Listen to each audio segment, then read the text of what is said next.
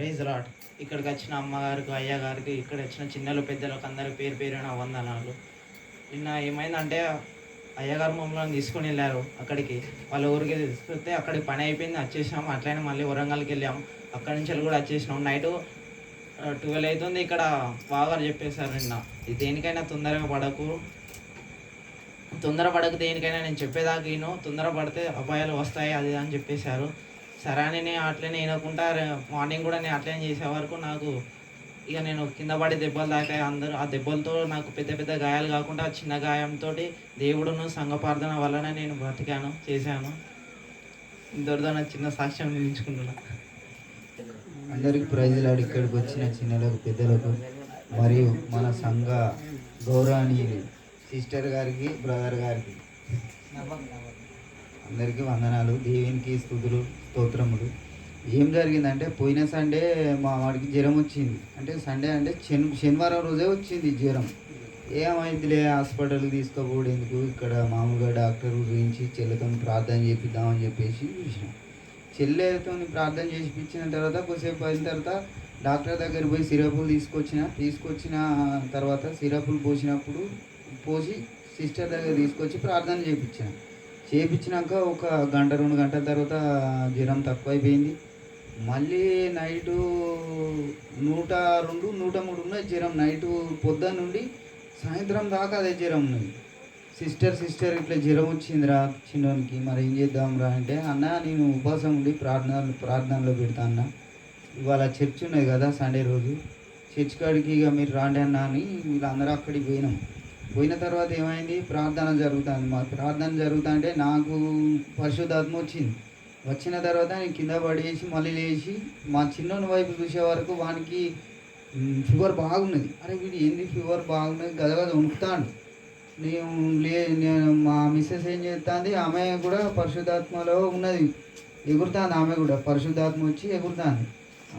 నీ అక్షయతో నేను చెప్పిన బిడ్డ చిన్నోనికి జ్వరం బాగా వచ్చిందిరా, మరి వాడిని హాస్పిటల్ తీసుకుపోదా అని చెప్పి సిస్టర్ వాళ్ళకు కూడా చెప్పలేదు. ఇక నేను ఇంటికి పోయి మళ్ళీ ఇటు వచ్చేటప్పుడు సిస్టర్ ప్రార్థనలో ఉండి ఎటు వెళ్తాను అంటే హాస్పిటల్ పోతానా అని చెప్తే హాస్పిటల్ పోతానా అని చెప్తే పోయిరండి అన్నాను.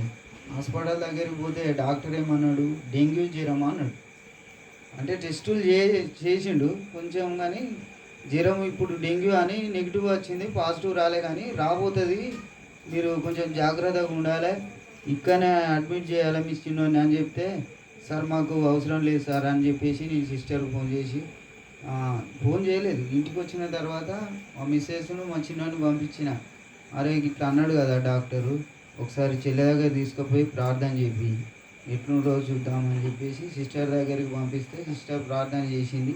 మళ్ళీ ప్రేయర్ ఆయిల్ తీసుకొస్తే ప్రార్థన చేయించి నేనే తీసుకొని పోయినా.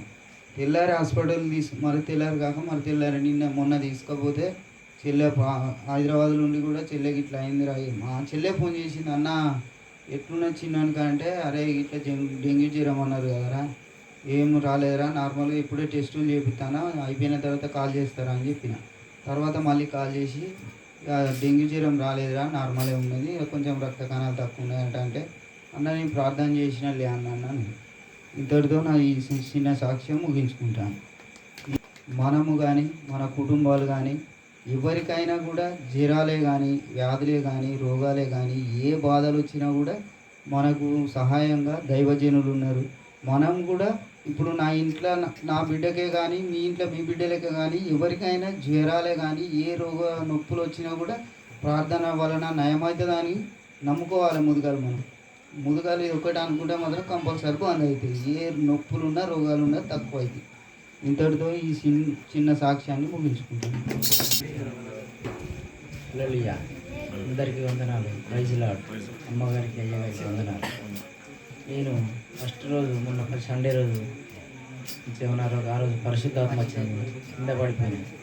మళ్ళీ ఈ రోజు అయితే పరిశుద్ధాత్మ వచ్చింది, నాకు కింద పడిపోయినా. ఇప్పుడు ఆ రోజు కాంచి ఈ రోజు వరకు ఏం జరగట్లేదు. మంచిగా అనుకున్నట్టు ఉంటాను. నేను మంచిగా దేవుని సన్నిధిలోకి పోవాలని, దేవుని కృప నాకు చాలా అనుభవం అయినది. నేను దేవుణ్ణి పరిశుద్ధాత్మతో పొందుకోవాలని, ఇంకా చాలాగా పొందుకోవాలని అభిషేకిస్తూ చిన్న వాక్యాన్ని సాక్ష్యాన్ని ముగిస్తున్నాను.